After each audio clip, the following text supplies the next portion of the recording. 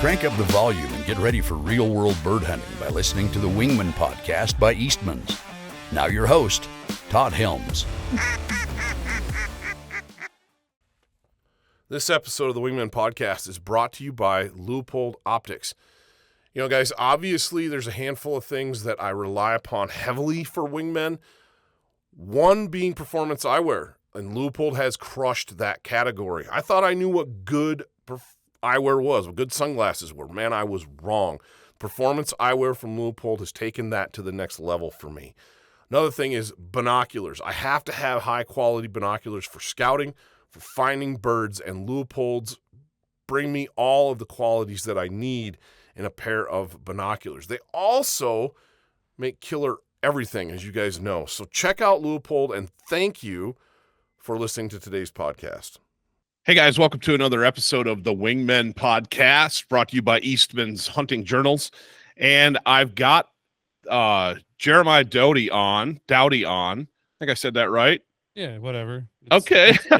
It's just the last name. Just don't call me late for dinner. Yeah, I hear you there. So Jeremiah is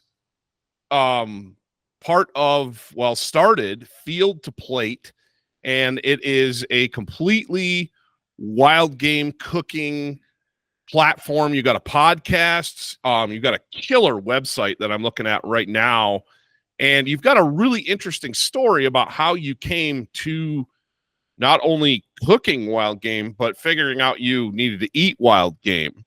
But before we get into that, like I said, I'm looking at your podcast or looking at your website right now, and you've got all kinds of awesome stuff on there. You got a podcast, you've got recipes by meat. Specifically, I'm looking at a couple of duck recipes. That duck camp chili sounds incredible. Oh, it's pretty darn tasty. Yeah. But dude, you've got an interesting story. You came to hunting and to cooking wild game from a very unique angle, not like I think probably a lot of us have. Why don't give us the rundown on that? Yeah. Well, I mean, I was born and raised here in Southern California, so you know the anti-hunting mecca of the world. Yeah. Like I try to tell people all the time. It's one of those deals where you just don't tell people you're from California. I just say, "Oh, I'm from the South, the South end of California." But it's just it. You know, I grew up a bird hunter actually. Okay. That was our bread and butter. Was if it flies, it dies. I remember being 6, 7 years old out in the dove field, running down, chasing down, all the birds that grandpa, uncle, dad, friends were shooting down. And then when I turned 8, I was able to get my hunting license, and I have not missed a dove opener. I'm now 41 years old, and I, to this day, still go out and do that. But that's all we did. We were just dove hunters. So we went out opening weekend, and that's, we did our license. We went and shot birds. And then when I was about 16, 17, I was like, man, I want to do more with this hunting license. So I kind of taught myself how to quail hunt. Here in Southern California, we got 3 types of quails. We also have chucker and pheasant, and so started getting into all the upland game bird stuff, and just had a blast doing it because it was just me and a shotgun, and it's what I've been doing since I was 8 years old. And then when I was about 19, I was like, you know what? I saw this dude walking out with some ducks one time, and I was like, I'm gonna teach myself how to waterfowl hunt. That was a mistake because now I'm broke. That is so true. And so I taught myself how to waterfowl hunt, and remember going out there and shooting a bunch of cinnamons here in Southern California, and everyone started freaking out. They're like, cinnamons, we don't even get them. I'm like, I don't know. I shot 7 of them.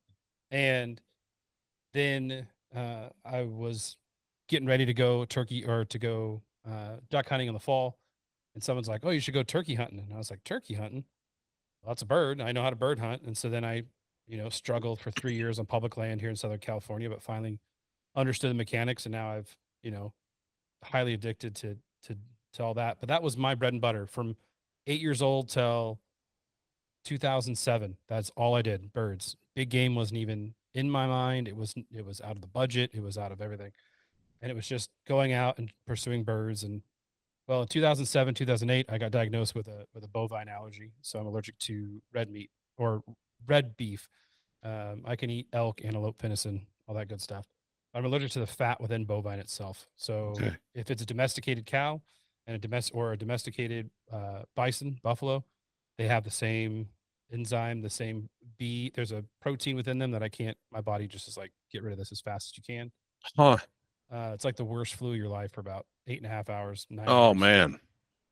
And so I kind of, for about a year into that, it was, kind of the Reader's Digest version. For any of you that are younger, Reader's Digest was a book that had short stories. So I'm gonna try to keep this as short as I can.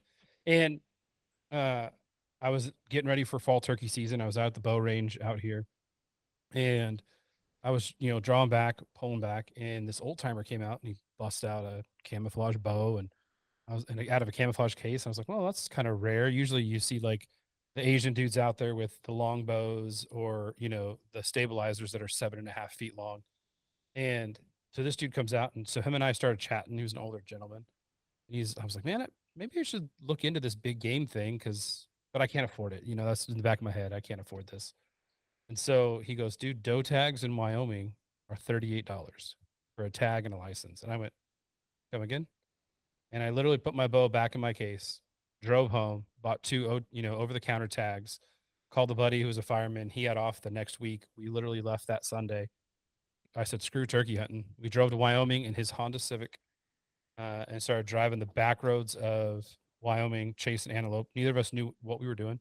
We had both, he had been out deer hunting with his dad once or twice, but never, after me, I just went to the store, got a rifle, got a cheap Bushnell scope from Walmart, threw it on there, and struggled for a week. And I'm like, this is stupid. Like, I'm a bird hunter. Like, I don't mind walking around not seeing chucker, but I know what I'm doing. Like this, I see antelope, I just can't get in on them. We finally ended up tagging out, got the meat home, and hated it. Like, I was expecting beef, right? But with that whole notion of, again, I said I grew up as a hunter. Right. So my dad had distilled, like, if you pull the trigger and you take its life, you have to honor it by eating it. You kill it, you eat it. And so I was like, I got to figure this out. I was working in a restaurant at the time, and as we're eating it, it has such a strong sage flavor because it was a lowland prairie antelope with just eating nothing but sage. It was a dry year, so there's no prairie grass. The more now I know all this stuff, but back then I'm like, it's an antelope. And just really taught myself how to enjoy that kill, that harvest. And from there, it just kind of snowballed into every year I started going back to hunt antelope, and that was it. It was like dove season, right? That was my one thing. It's $38. I could buy back. You used to be able to buy 4 tags, so I can go buy 4 antelope tags and just freaking whack it out, and just boom, have a freezer full of meat. And then I started bringing more people with me. They're like, we want to learn. More adults, more onset hunters. Hey, we really want to learn. We really want to understand this. We want to do it. Oh, why don't you come out? I know what I'm doing. And that's been since 2009. And this is the first year I haven't got drawn, and there's no more OTC tags because of COVID and everything else jacked us up. But, and it just kind of just slowly snowballed from there and to what it is now, just, quitting my job, pursuing wild game and teaching people how to do it, all because I can't eat cows. So that's kind of the meat and taters of it all. Yeah, the kind of the condensed version a little bit. That is wild. Just kind of reading your page and reading the about you, it's quite a story to go from realizing that you have this allergy, you can't do that, to then making the jump into, antelope, which a lot of people would say that's a tough jump to make. I have living in Wyoming and being here, that's the meat that goes first in our household. That's the stuff that everybody likes the best. But interesting. And you alluded to a little bit that you couldn't take game to a processor either. Yeah. Because a lot of the equipment they use it processes beef as well. Yeah. Well, you think about, 90% of hunters out there, they have no idea what they're doing. Their dad took it to a processor, grandpa took it to a processor, so they take it to a processor. You being in Wyoming, you've been there on opening elk day or mule deer day or whitetail day or opening antelope day, and the processors are just loaded, right? There's 60, 70 animals hanging up on a hooks going in like an assembly line, and people are asking for it to be cut with beef fat. They're asking for it to be cut with pork fat. They're not cleaning the grinder with every single animal, right? What Right. they're doing is they're butchering down 40 antelope, and then all the scraps are grinding up. And okay, this guy wanted 10 pounds of ground. This guy wanted 20 pounds of ground. This guy wanted. And so you look at the process of, okay, you and I placed amazing shots. We got that animal, you know, especially with antelope, we got it cool. We got it broken down. And then what about that dude that left it in the back of his truck and went and got a burger in Buffalo and then drove it to a processor? Well, now all that meat's being ground in with all my meat that I know I took care of. Right. It ruins the flavor, but mainly it's the adding of the fats. And so they're not going to clean that all out. So now I've got sort of like a celiac disease, right? If there's flour on a surface, someone that has celiac is going to do it. If there's fat on a surface, then it's going to be transferred to it. Or if there's fat in a grinder or fat on a grill. And so you really have to, for me, I can tell as soon as it happens, it's within about 30 minutes. I'm like, oh, there was something in there that I can't have. And then I'm puking my guts out. So, Oh my gosh, man. Yeah. so I had to force myself to learn, you know, going from a bird hunter who can break down a bird faster than 90% of people out there to not knowing what I'm doing. You know, my first antelope that I gutted, I was using a red Swiss Army knife, you know, the kind we got when we were 13 years old. That has like the toothpicks and everything else. Yep. I mean, that thing, I had whittled 1,000 sticks with this stupid thing. I had probably carved 100 Coke cans, probably stabbed my brother a couple times. And now I'm sitting here trying to gut this animal with this knife. And just like, there's got to be a better way. And this was before YouTube was a thing. This is before there was podcasts. This is before there was blogs. This is just a, you know, a 27-year-old dude out there going, what do I do? Why is there no one here to help me? And when you do ask help, it's like, oh, go learn how to do it. Oh, you should know how to do it. Oh, your dad should have taught you. Well, my dad taught me how to hold a shotgun. And, you know, so, I mean, I ended up teaching my dad how to hunt big game. You know, I was there for his first antelope kill. I was there for his first deer kill. There's something lethargic about turning that around and crying with your dad as he pulls the trigger versus your dad going, okay, son. You know, it's like, okay, dad, here's a knife. Learn how to gut it. You know, and he's like, my dad almost threw up his first time gutting. He's like, what? And I was like, oh gosh, move. Just ripping there. But it's cool to watch this allergy that has literally completely changed the fabric of who I am, you know? Yeah. I mean, you've completely reordered everything from quitting your job, like you said, to having a successful, you know, different platform completely. And obviously, you know, what you're talking about is a lot of big game focus. And on the Eastman side of things, we're all big game. But on the Wingmen side, we're bird hunter. Like, you know, like that's your roots. That's what you do. I've had a similar experience from a long time back that kind of forced me to learn how to process my own waterfowl. Usually upland birds, quail, pheasants, chuckers, they don't last long enough to get anything but pan-seared and eaten. You know, it's just they're just so good. And then my family just devours them. Ducks and geese add up a little bit faster usually, and being that kind of that red meat, there's stuff you can do with it. But I had the same struggles with, for a different reason, processors don't want to take a bunch of waterfowl a lot of time because there's shot in the meat, and that it's hard on their grinders, it's hard on their plates, and they just don't want to work with it. So I had to learn how to process my own waterfowl, making my own specialty stuff, whether it's breakfast sausage or bratwurst or, you know, you name it. That's a whole other side of it. And I don't cut it with anything. If I do cut it with anything, it's usually pork for a little bit of extra, you know, pork fat of some sort. Yeah. But it's interesting when you start getting into that. And so that's why I wanted to sit down and kind of explore this journey that you've had, because you're completely self-taught on this end of it. You've got, like I said, an amazing website. You've got a great podcast, and it's incredible to see somebody who out of necessity has just taken all this and just made something with it and run with it. Yeah. I mean, I've never heard of anyone taking ducks to a processor, which I guess people do. I just never really thought of it. I get pissed off at the guys that are just sitting there cutting out the breasts and throwing legs and thighs. I'm like, you jackwad. But no, it really became a necessity for me. And, you know, my wife tells me I'm the guy that either I do it or I don't do it. Right. Right. And so for me, it was all in or nothing. It was this idea behind there's nothing else. Right. I was sick of eating chicken, sick of eating pork, and I could only shoot so many ducks a year. I could only shoot so many, pheasant and quail and chucker a year. And then working in a restaurant and seeing the way that food was going, the way the industry was going with food, and this idea of sitting down as a family was being taken away.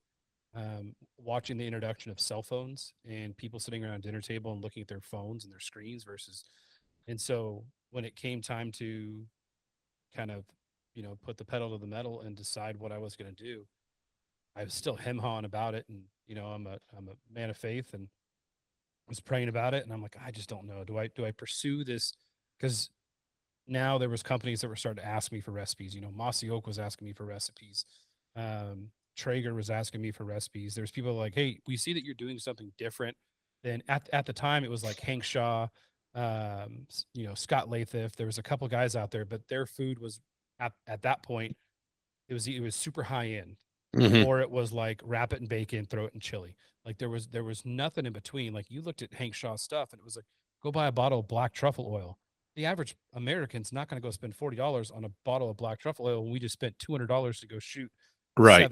seven ducks at a refuge. If you can even find black truffle oil. Yeah. Well, I mean, I can't. It's in Southern California. I just got to go to some hipster store. But yeah, you're living in Wyoming, or someone's in the middle of Wisconsin, or, out 30, 40, 100 miles from the nearest Walmart grocery store. And it really, as I started traveling, as I started hunting more, I started talking to individuals in small town of Wyoming, in small towns of Montana, small towns of Colorado. And I was like looking at what they were eating, how they were utilizing the meat. And a lot of them were utilizing it in that same way. Either it was, oh, the family's coming over, so we're having a big thing, so I'm going to make a Mississippi pot roast with this, with this venison loin. Or, hey, we shot a bunch of ducks. It's Super Bowl. I'm going to just slice them real thin, throw some cream cheese, jalapenos. Boom, it's ducks. And I was like, there's no one that's utilizing meat for what it is. Meat, right? There's nobody that is utilizing that animal for the sustenance to fill the freezer and feed their family. I had to do it out of a necessity, right? There was no choice for me. If I wanted, so I started looking at, okay, how can I take this duck and transform this duck into more than just the same dish that everybody does? How can I go shoot a turkey and just not make nuggets with it? Right. Right. That's what everyone's like. Oh, I'm, I can't tell you how many times I get people that are like, oh, let me tell you a recipe on this turkey. So first you're going to cut it. You're going to dust it in flour. I'm like, oh, is it nuggets? Yeah, they're phenomenal. Okay. Yeah. Let me show you this stuffed roulade that I made with the turkey breast. They're like, a what? And so for me, it was that point of like, I have to transition. There has to be somebody that can be authentic in the food, authentic in who they are as hunters, and to really go alongside adult hunters. So many times we focus on little kids, we focus on veterans, but no one really focuses on the parents. And so I've never seen a little kid go into Bass Pro Shop and drop $400 or $500 on duck decoys. Ever. Right. Ever. Right. Now there may be that little rich kid who's like, look what I got, Daddy. But you're never going to see that. If you can get the parents hooked, the kids are going to follow. Right. And so that's really kind of where my bread and butter started, was focusing on the adults. That I think that's super wise. We talk about that a lot, because there is such an emphasis on getting kids involved, or getting like the underserved populations involved, veterans, whoever that might be. But it's those parents, it's those people that are going to pass it on and make it a lifestyle within their families that should really be the audience, because that's who, that is who, like you said, is going to be spending the money to give it, to pass it down to the next generation. But so much of it comes down to, okay, I've got these 5 Canada geese. I have no idea what to do with them. And having a resource like yours where they can go and say, oh, I can grind these, make them into burger or sausage, or, I could take these breasts and do, a million different things with them. Pastrami. Yes. Bacon. Yes. Like, it's funny. I got in this argument with this guy because I love duck bacon. Like, I make duck bacon like crazy. Especially if we shoot a bunch of big fat gaddies, or big redheads that have, on the rice fields that are just loaded with fat. And you take that and you make bacon out of it. And I got this argument with this guy. He goes, you can't make bacon from a duck. And I was like, what part of the pig does bacon come from? He's like, the belly. I was like, what are the breasts of a duck? He goes, I don't know. I said, the belly. It's the belly of the duck. It's the underneath of the duck. It's the same cut of meat. We're just utilizing it in a different way. And he goes, yeah, but you still can't make it. It's bacon's pig. And I was like, bacon is a process. Like, and it's, we utilize it with the fat and the meat Right. and the belly. It's, yes, when I cut it up and slice it up, it looks like bacon. When people eat it, they're like, this is better than bacon. I was like, there you go.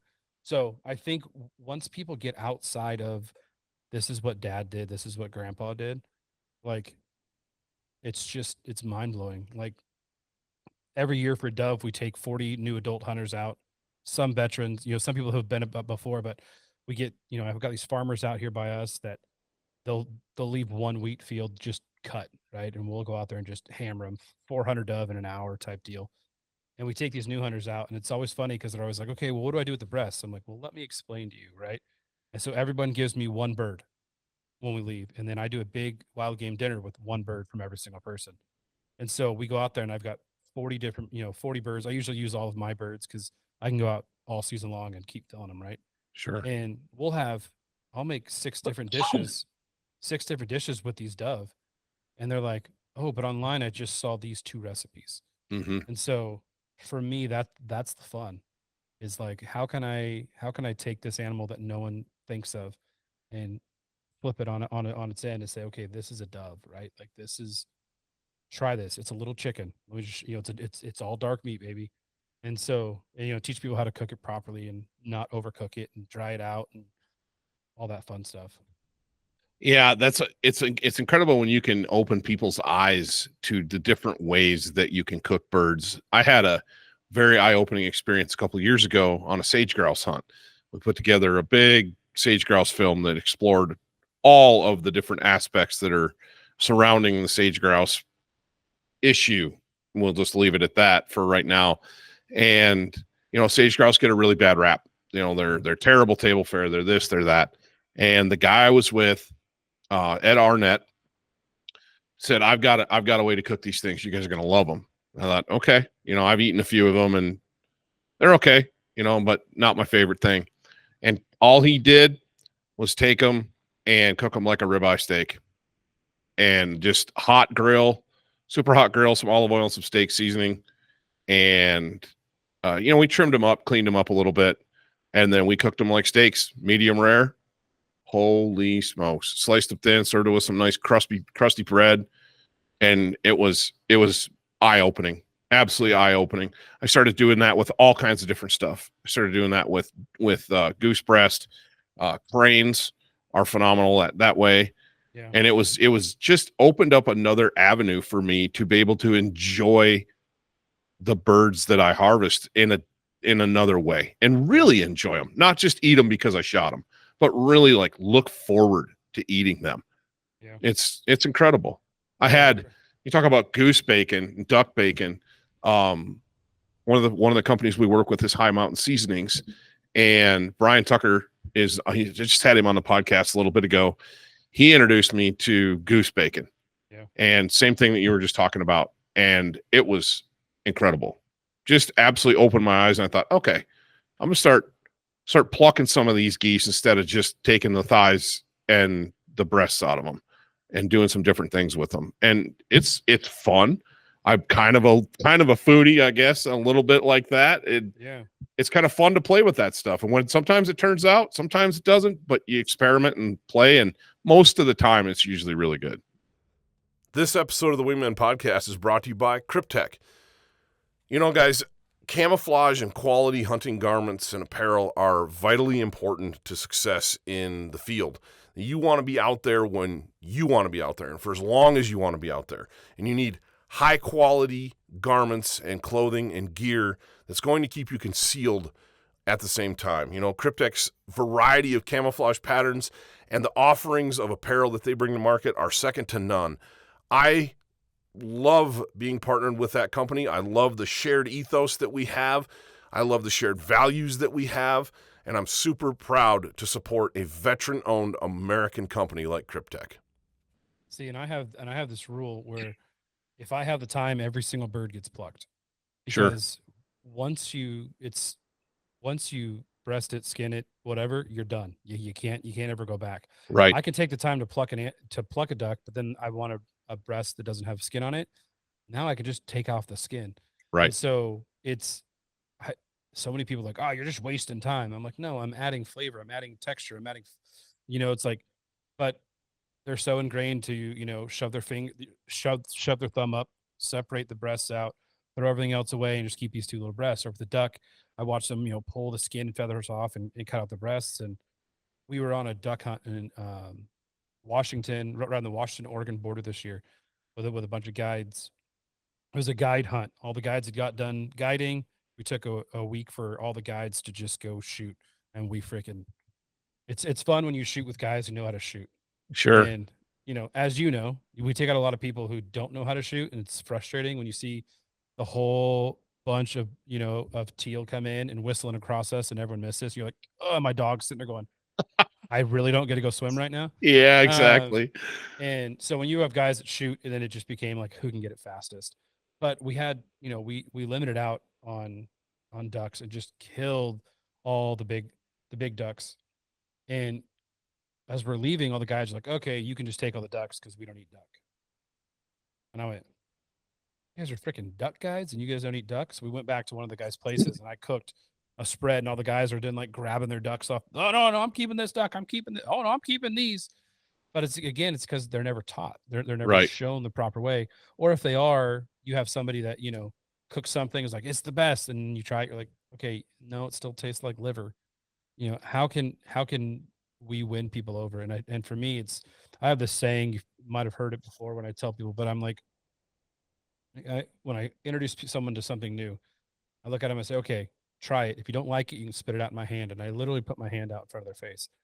I was like, try it. We were at SHOT Show, and I had Will Primos, Toxie Hay, all the Mossy Oak dudes. Right. And I brought Bobcat jerky. And they're like, nope, we're not going to eat it. So I handed each person a piece of the jerky stick. And I said, all right, here's the rule. You don't like it, you guys spit it right in my hand. They're filming and everything. And they all take a bite. Next thing you know, they're all reaching in the bag, taking out more. And it's like people are just so afraid to try something new. Sage grouse is a great thing. It tastes like you're sucking on a sagebrush unless you know what you're doing. If you overcook it, it's any of those red meat birds, they have to be treated like beef, for lack of a better expression, because there's so much iron. They're so iron rich that you overcook it and it gets livery really fast if you're not careful. It's like sucking on a penny. Yes. And so once we can teach people the process, and that's literally, when I quit my job, it was my wife's like kind of pushing at it. And at church, they were talking about cannonballing into life. And the preacher was talking about how everyone wants to dive in, right? Oh, and someone tells you, just dive into it. Just dive into it.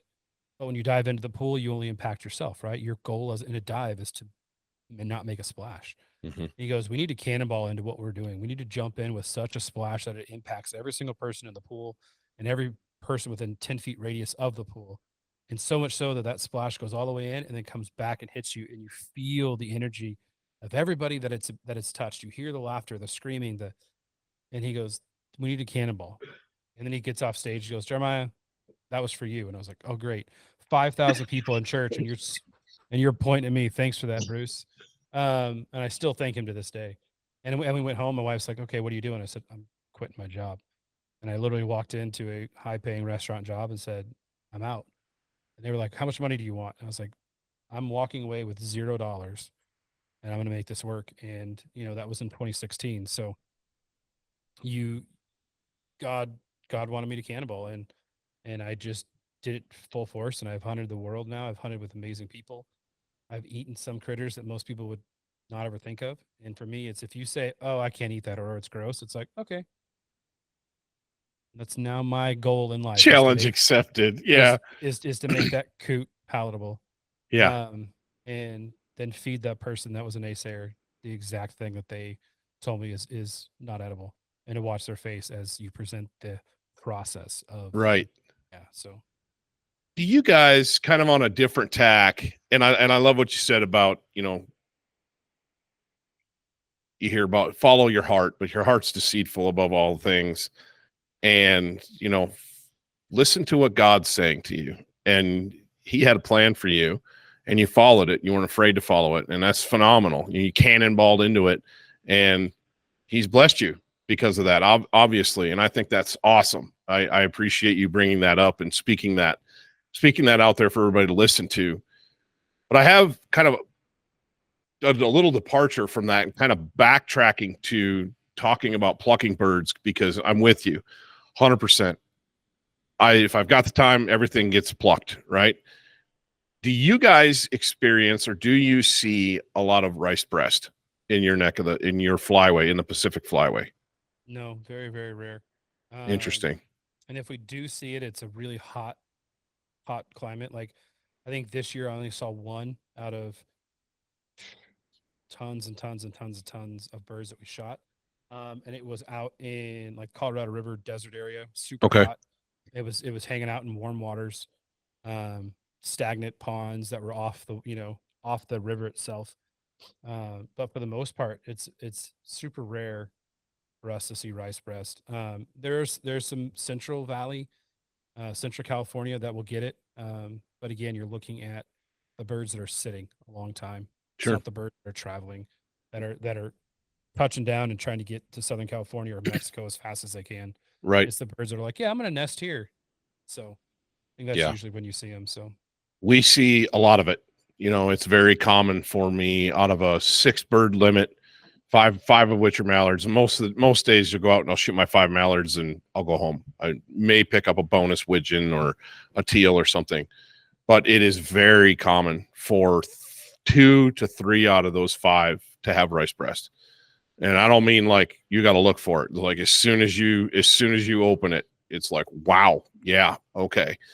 That has led me to pluck on the bottom edge of the breast, under the wing, and peel that skin back a little bit and see if I can see it. And if I can't see any, then I'll go pluck the whole bird.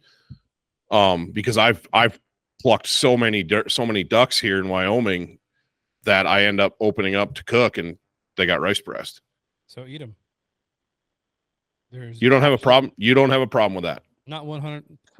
I've eaten every single one of the ones that has it. There is zero evidence that tells you anything other of what it is. And you think about what dies off at what temperatures, right? So being a food guy, we look at trichinosis. We look at, because if you're hunting wild hogs, you're hunting whatever, you're looking at black bears, brown bears, you're looking at it. Any critter that's going to eat another animal is probably going to have trichinosis somewhere in it or in its meat. So we're looking at that, and we're not throwing that away. We look at like these guys that'll sit there when they'll shoot, that whole don't shoot warm weather rabbits because of I eat all that stuff. Like tularemia, right? Yeah. And so you have to look at when the parasites die off, when this kind of stuff goes off. And a lot of it's dying off in that 150 to 170 range. So what I'll do with all those rice breast ducks, because we really don't want to slice into it and see that, but is to take all those and throw them into, a slow cooker and slow cook it out and shred it out and eat it. And I mean, I have so many dietary needs and I have never once ever been impacted with it. Now I fight a lot of people on it because they're like, oh, you just can't do it. Well, show me the evidence, show me the scientific evidence that tells us that we're not allowed to. You know, I've eaten deer that have chronic wasting disease, right? Like we're not eating the brain. We're not eating the spinal cord. We're not eating, I'm not sitting there licking the snot off the nose of a CWD elk, but that's where that bacteria lives, is in the mucus, in the brain stems, in the brain itself. And so if you look at the animals that have the rice breasts, I literally take those, they all go right into a pressure cooker, right into a crock pot, slow and low till it shreds. It's getting well over 210 degrees for a shred. Right. So all known bacterias, or parasites are going to die off within that. Nothing can survive that long times. I've even had guys who are freaking out, so I'll sous vide them for 48 hours at 190 degrees, and then I'll throw them into a slow. It's like nothing can survive that long, that temperatures. But I don't have a problem with it. And again, you're gonna have guys that are gonna come fight me on it. And I always tell people, prove it. That's growing up in my household. Prove it it's still to this day. Like my dad says it, my brother says it. I get my kids say it. Like we were big. We live here on the Pacific Ocean, so We were big on diving, big on free diving, go to the river. So we would dive deep in the ocean. We go to the river, and there's parts of the river that are, I'm at 40, 50 feet deep, right? And we used to, okay, dive down to touch the bottom. And it was always like, proof, show us your proof, right? And my brother used to fill his pockets full of rocks and dive down and come up with them. And we're like, you're a liar. You were down for 4 seconds. There's no way you dove 45 feet when you're 10 years old and have handfuls of rock. But this idea of prove it, right? And I think that's really where From Field to Plate pushes the boundaries. Where I push the boundaries is I got to prove it. If someone says this animal is inedible, I'm going to prove you wrong or prove you right. And I will be the first to apologize. I'll be the first one to say, you know what, you are 100% correct. But until you can prove to me without a shadow of a doubt that this is what it is, that's why I hate when I go in the courtroom for like jury duty, because it's like, damn it, like prove to me that this guy, there was a DUI case and this guy was clearly DUI, and everyone in the jury was a bunch of, they're like, no, he didn't do it. And I was like, prove it.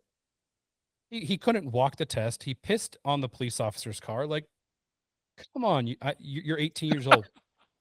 Like, this dude is clearly drunk. You have never been, on an opening elk hunt in the middle of, Cody, Wyoming, and went to a bar and saw a million drunk cowboys fighting the oil guys because one guy looked at a girl wrong, and there's a huge brawl, and they're all drunk. Like, don't worry about it. And so for me, that rice breast comes down to, okay, I'm still going to eat it.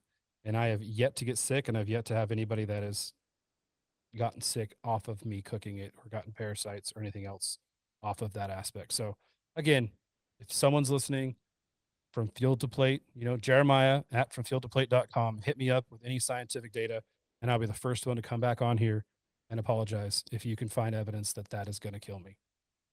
Well, it's interesting because I wanted your take on that, because I've heard the same thing. There's no scientific data. There's no scientific data. Same thing with CWD, as you mentioned. There's no scientific data that it crosses over. But when guys open up a rice-breasted bird, man, they get squeamish immediately, myself included.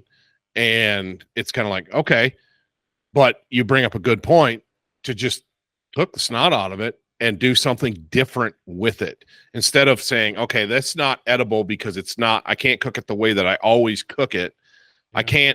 I can't pan sear this in bacon grease, or I can't leave the breast on it and do the Gordon Ramsay pan seared duck breast method that everybody that I've fed enjoys.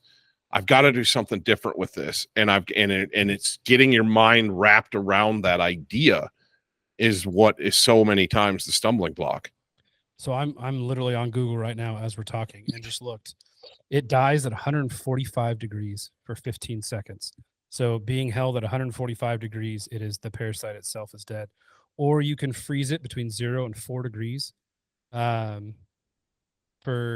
32 days, and it will die. Here's another one that says cook a temperature between 150 160 for 15 minutes can kill off the thing too. So again, 160 degrees is your max, 145 is your lower. Like, I'm going to eat it. And, yeah. and I'm going to, and especially with the price of ammo that is right now, and I'm out there and I'm whacking and smacking these ducks. Guess what? I'm making duck barbacoa, and I'm going to throw all those ducks in there, and I'm going to add onions and peppers and cumin and you name it. I'm going to slow cook that sucker down. I'm going to make homemade tortillas, and we're going to have barbacoa. And it's going to be phenomenal, and no one's going to know the wiser because you don't see it, right? Right. I think that's the biggest thing is if you cut in that breast and it looks all speckly, it's like, I know they don't have fat down there. But yeah, the parasite itself is going to die off. So is it unsightly? Yes. But I've woken up next to my wife many a times. I'm like, oh, I don't want to kiss that. Right. Oh, dude. Don't lie. You have too. Every male listening is, and she said the same thing about us. True. When our beard's all slimy from drooling and it's sticking up all crazy and sideways. And so I don't know. I have this different approach. Like we were in Alberta, Canada. We were hunting black bear and wolf. And we were at this camp, and all these dudes are shooting black bear, and no one's taking home the meat. Right? They're just hiding it out, taking off the head, taking the claws, taking the. Yeah, you don't have to take the meat in Alberta. And I'm sitting there and I'm like, no one's taking the meat. They're like, well, no, trichinosis and this and that, and bear meat's gross, and bear meat's this, and bear. I just sat there and hacked off a big old thing and cooked dinner for everyone. And then everyone was pissed off that they let their meat spoil in the sun. And then I'm like, yeah, you don't understand. Like, to me, I'm not afraid of it because I've had the worst foodborne illnesses you can have. I have allergies to food. As long as you follow temps, times, and cleanliness, like we're not going to get these crazy diseases from our wild birds that you're going to find. We could eat dove at 130 degrees. Well done. That's the target temp is 130 to 145 on a dove. Like everyone's freaking out. Oh my gosh. I'm like, it's not a chicken. Yeah, it's not. It's different. And the reason that the chickens have salmonella all falls down to the feces and the processing of all those birds getting pushed through.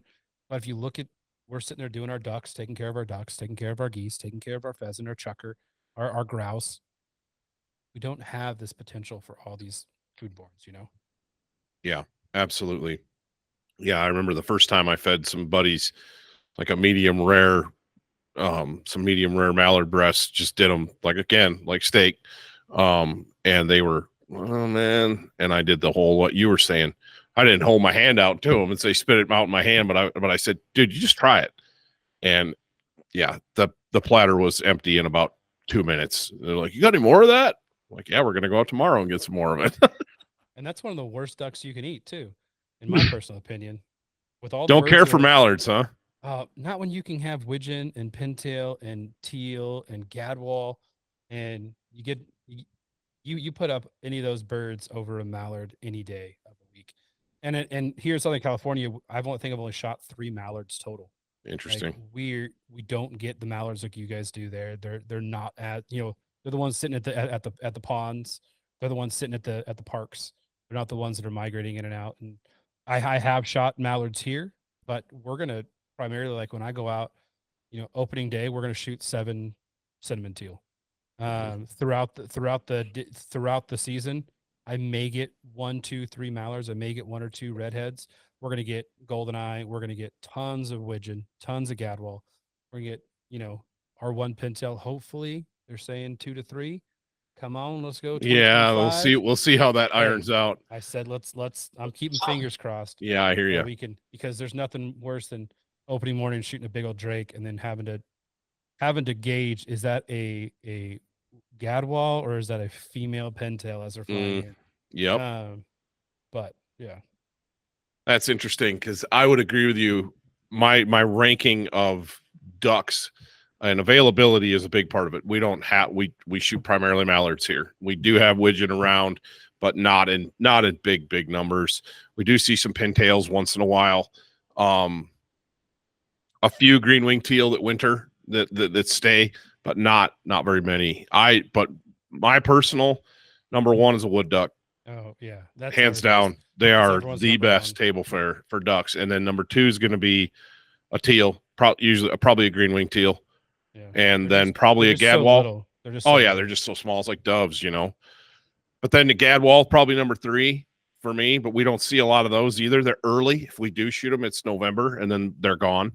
And then so eating mallards is the necessity. That's what you do. And man, we do all kinds of stuff with them. And we like I said, everything from boning out thighs and slow cooking stuff and eating them like a steak to grinding them up, making bratwurst out of them or duck sausage. You've got a recipe on there that calls for a Cajun duck sausage. Oh, yeah. How did you come up with that? That seems like kind of an out there concept. This episode of the Wingmen podcast is brought to you by Savage. A couple years ago, guys, when I got my hands on the first Savage Renegade that I'd ever seen, I was really curious about this new shotgun and this new kind of design that they had going on. And I tell you what, that curiosity turned into being blown away pretty quickly. I love how the Savage is tough as nails and just performs and kills birds across the board in any condition I need it to. I've had a couple thousand rounds through the models that I have now, and they just flat go bang and kill birds, which is what I need. I love the fact that I can change the fit and the feel, and the performance is next level. Gotta love the Savage Renegade.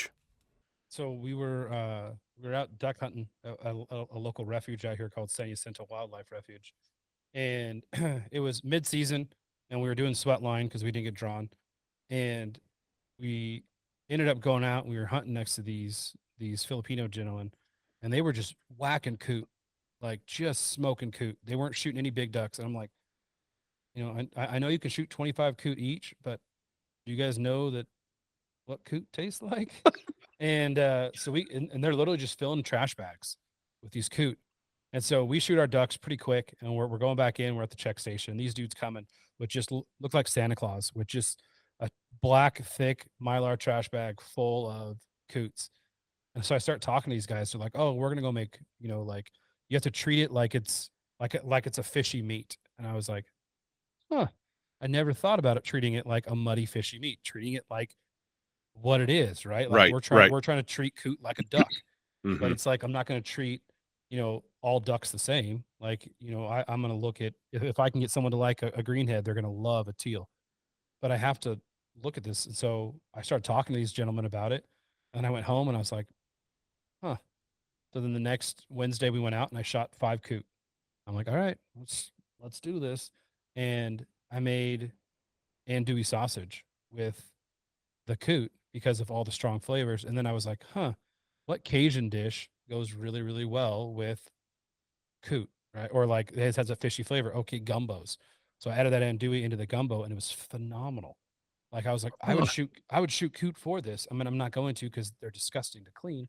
And I'll shoot a couple, but my dog doesn't want to pick up a coot. He swims out. He's like, nah, you can wait out here.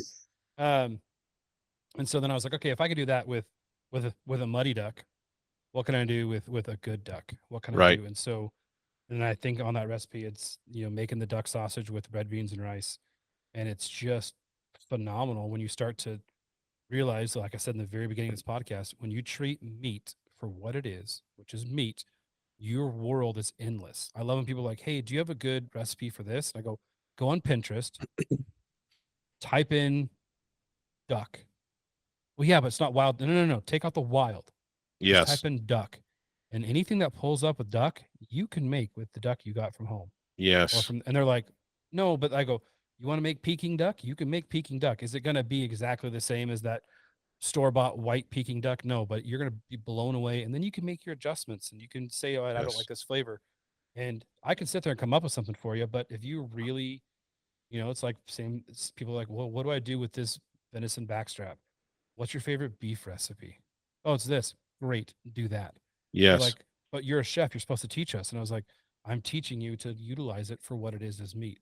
Now, if you want some options and opinions, here's what I would do. But your family loves this. So do this. Like cater to your family, cater to your needs, your likes. Like, I tell people all the time, my recipes are a guideline to your taste buds. Like take out and add whatever you want. It's not going to offend me. But this is what my taste buds say tastes good. Right. That's great advice, man, because I think, like I said, the barrier, people see that the wild at the beginning of something. It's wild this, it's wild that, and they think it's different than the domesticated version. And it's like, no, it's not. There may be a little less fat on it or in it because wild game tends to be leaner, but it's the same thing. It's still meat. It's duck is duck. I love that. Well, transitioning over to classes, are you and it says on your website you in 2017 you started a hands-on hunting cooking course. Are you still doing those? I am. Yeah, I've done 417 adults. Wow. In the matter of since 2017, and we took off a couple years during COVID because nobody could do anything. But yeah, we've got it. We're lining it all up for this fall to do classes. I'm working with a duck outfitter, hopefully in Washington State, where we're going to do duck classes, like a 3-4 day duck class. Come, not only learn how to set decoy spreads, but learn how to properly shoot call ducks, and then just shoot a ton of big ducks off the Columbia River in Oregon, Washington border, and then learning how to process it.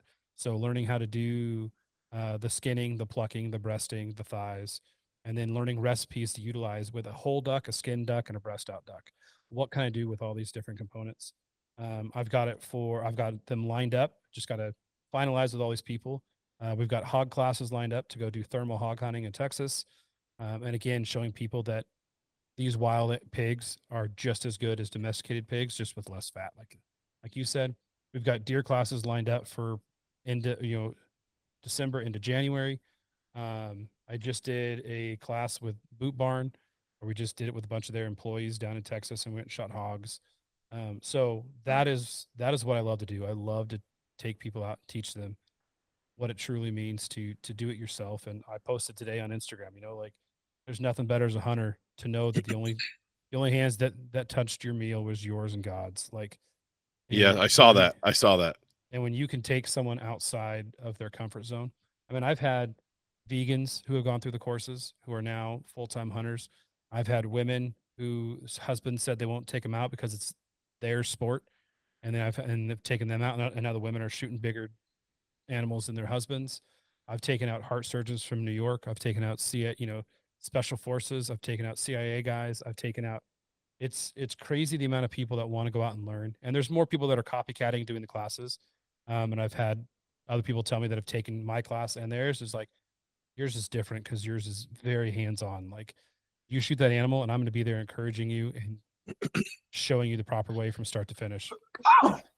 So yeah, no, those classes are still going on. They should be up here on the website.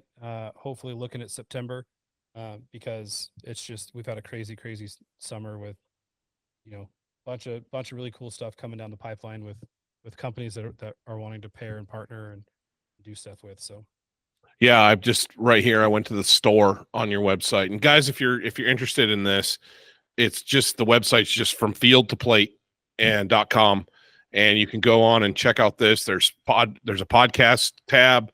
There's recipes for everything on there, and then in the store section, you can click on the classes. And it looks like those ones are a couple years ago, but those are older. These are older, but I have a whole new website that's being designed and should be pushed out here in September also. Okay. Going to be a lot more interactive with different aspects, different videos. I've been filming how to pretty much butcher and process down every critter you can. And so those are all going to be on there. So yes, you can go on the website and look, but the website will be updated here soon. So you'll be able to get on there. If you want to follow on other social media platforms, I'll be posting there. But a friend of mine has a 8,000 acre low fence ranch in Texas that we have been working our butts off to build specifically for this. That's cool. And so we just put in a whole new skinning area with coolers are going in. We've got a whole new barn area set up.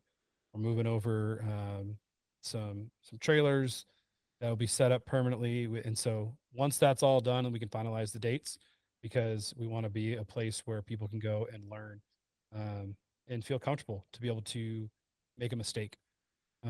Because when we have 8,000 acres to play on, you can make as many mistakes as you want and learn and grow without feeling the percussion of making fun of you or whatever, Right. And the folks that come, they don't need their own firearm or anything like that. You guys have stuff for them. Yeah, I tell everyone, we had this one lady came from Alabama, Louisiana area, and she wanted to teach her boys how to hunt because her husband had passed away and no one wanted to teach her 16 and 18-year-old boy how to hunt. So she came to this class. She's like, but I can't come because I don't own camouflage. I don't own guns. I don't own. And I was like, listen, the only thing that I can't do for you is get your hunter safety course and your license. That's it. Anything else you want? Gotcha. That's the only thing I can't do for you. And so once they get that, I mean, I've got firearms sponsors. I've got ammo sponsors. Nosler's one of my sponsors. So you don't need to just show up, right? And so once you pay, once you get there, then everything else is taken care of. And the cool thing with sponsors is then you get a lot of cool gear. Yeah, exactly. Like and you'll get hats, you'll get shirts, you'll get all the sunglasses, you'll get all this cool stuff that sponsors are like, here, take this for the class. So yeah, companies we work with some great companies too. We work with Federal, work with Savage, Cryptech, Loophole, Onyx, High Mountain, and they are always willing to donate what they can for events like that. If we're doing a veterans hunt, I helped out on a veterans hunt in Colorado, a goose hunt last year, and donated ammo and made sure guys had everything they needed. And it was just awesome to be able to give some of that back. And companies are more than willing to help to make sure that new hunters and prospective hunters get what they need to be successful when it comes to a class like yours. And one thing I've learned is whatever you're teaching them on, that's what the people want to go get. Right. Exactly. So if I'm teaching you on a Thompson Center 30-06, they're going to 9 out of 10 times going to go look at Thompson Center as their first, because they learned, they got comfortable, right? So if I'm using a certain grinder or a certain vacuum sealer or a certain, so companies look at that and say, okay. And then it's usually like, hey, here's a 50% off of anything you want beyond what the classes provided for you. So it is a time to literally just come and hang out. Everybody's welcome. Like I said, I have taken out true skeptics. People that have given me death threats have gone out with me and become hunters. I literally put a gun in the hand of a guy who said he would kill me 6 months earlier. Wow. And we had the time of our lives, and he is now an amazing hunter, amazing dad, takes out his kids, bought a bird dogs, trained his dog how to go hunt pheasant. Like, so people call me crazy, but I look at it for the fact of, better to live and then die doing what you love than being afraid of somebody on the internet. And so many times, like I was talking to this guy, and he's one of 6 vegans that are now no longer vegans, all because of food, all because of the story. And I told him flat out, I said, dude, authenticity is huge. I am who I am. If you don't like it, I get it. But don't come at me. Don't yell at me. Don't fight with me. I respect you. I respect your decisions. I'll come over and have a vegan meal with you. I don't care. But the same thing flips. And you have to look at everything dies for us to eat, right? Your salad had to die for us to eat. Your carrot had to die for you to survive. The same thing that you're looking at for your bowl of greens, the same amount of death had to happen for me to have a bowl of venison and rice. Like, it just arguably more. But I'm not going to get into the whole, this is Sure. a bug. This is a, when you look at the surface of it, everything dies for us, for something else to survive. In nature's the same way. You only have bugs that come out in death, right? Like we live here in California, redwood trees will not drop seeds until there's a fire and things die. It's just, they won't. And so death has to happen for life to grow and to thrive. And so I think that's where I look at it for the class aspect, is like, you know what, come out, learn how to do it properly. I always tell people, there's no right or wrong way. There's just a way that I found works a lot better. Right. So come look at the way that works a lot better than what other people are saying. So. Oh, dude, that's so cool. So I absolutely love it. This has been a phenomenal conversation, Jeremiah. I appreciate you taking the time to come on and talk and about some stuff that is a little sensitive. You get into the rice breast topic on when it comes to waterfowl, and you tackled that head on. And I appreciate that, because hopefully somebody listening to this is going, I never thought of it like that. And maybe instead of those ducks going in the dumpster, they might take a hard look at doing it differently.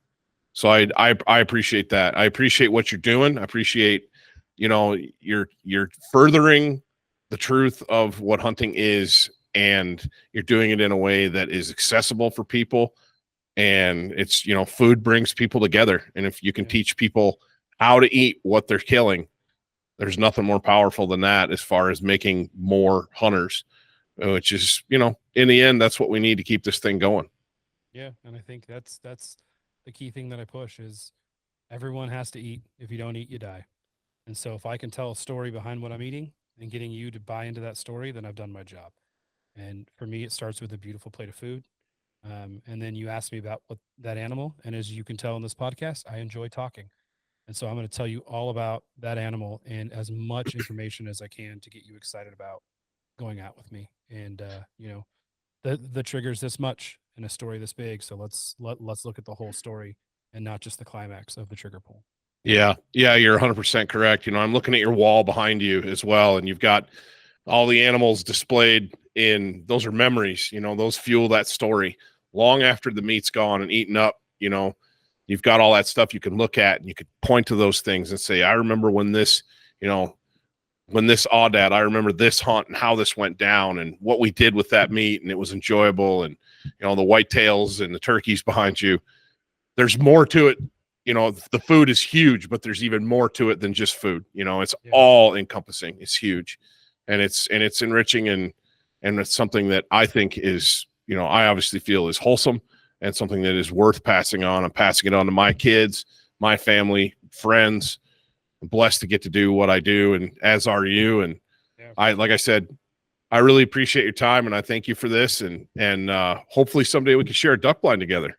Oh yeah, I'm always down. If you want to come shoot a cinnamon, I know some places. Yeah, that's Southern California, man. See, they come through here early in the spring, and that's the only time we see them when they're plumed up, and you can tell it's actually a cinnamon. I'm sure that they come through in the fall, but they're gone so early that they're all eclipsed still, and our seasons aren't even open usually.